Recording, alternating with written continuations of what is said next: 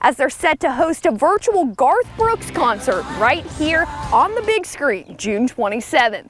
Agencies are looking for is Jason Campbell. He swam into the river to help save his son. I'm Erin Wilson, and coming up, I'll break down the 2,200 incidents they handled. Since 6:30 this morning, anxiously waiting with Drew Miller because a no-show at the Future Masters means he would get a chance to play.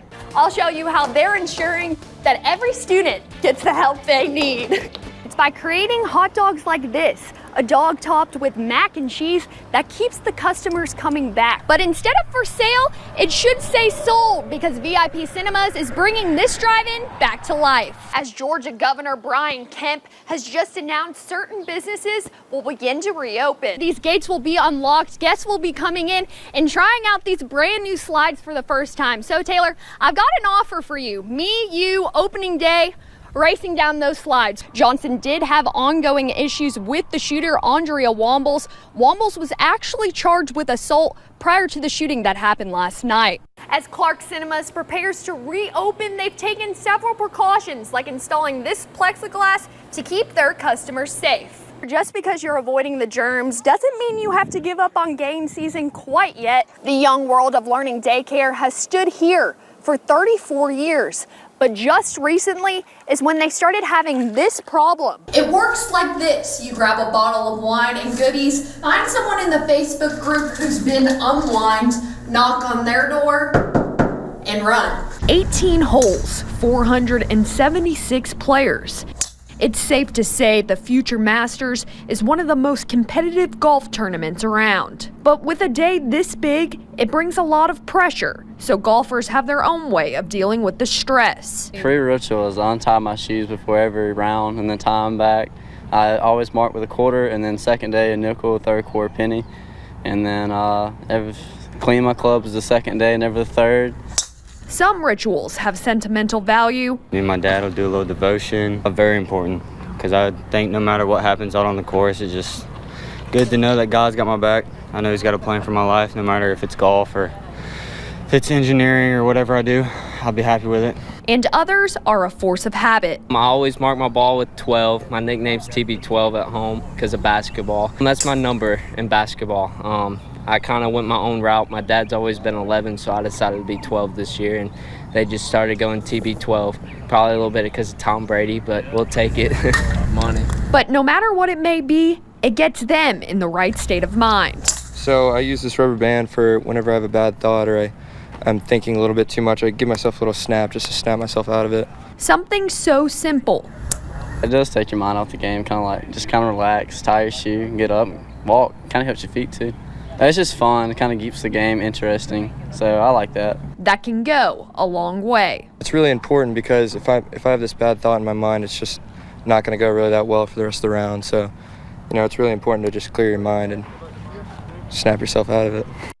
Brad Cobb, or to his friends and family, Bubba. Love you. We love you, Bubba. Happy birthday. Is known as a hometown hero in the Wiregrass. I'm not sure how many to expect because once the word gets out it's for Brad Cobb, you're going to have people coming from all over. A day he looks forward to more than any holiday, his birthday. His party was canceled due to the COVID-19 outbreak, but his neighbors did not take no for an answer. But they just couldn't imagine him not getting to celebrate his birthday. So, they go big or go home around here. So I told them now.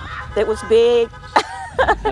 They outdid themselves today for Brad. Brad was born with Down syndrome, and with health issues over the years, neighbors found a different way to celebrate his 35th birthday. I kind of just got to thinking about how we could bring it to him, party to him and his friends and his family together, still practicing social distancing. When Brad was called out of the house, he did not expect what was to come.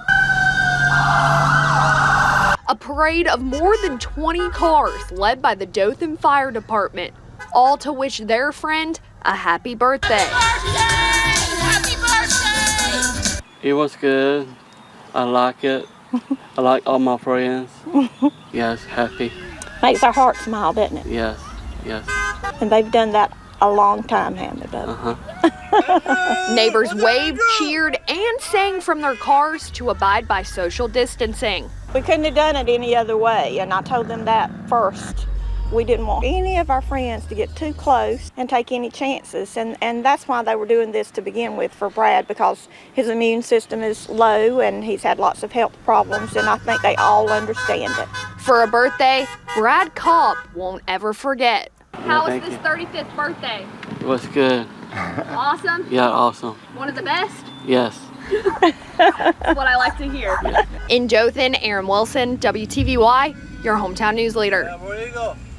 Operation Drywater will be in full effect this holiday weekend, as family and friends will be out on the waterways and state troopers will be making sure no one is boating under the influence. As the 4th of July holiday marks as one of the busiest times on the waterways, a decade-long plan that takes place every Independence Day weekend will be increasing awareness of boating under the influence.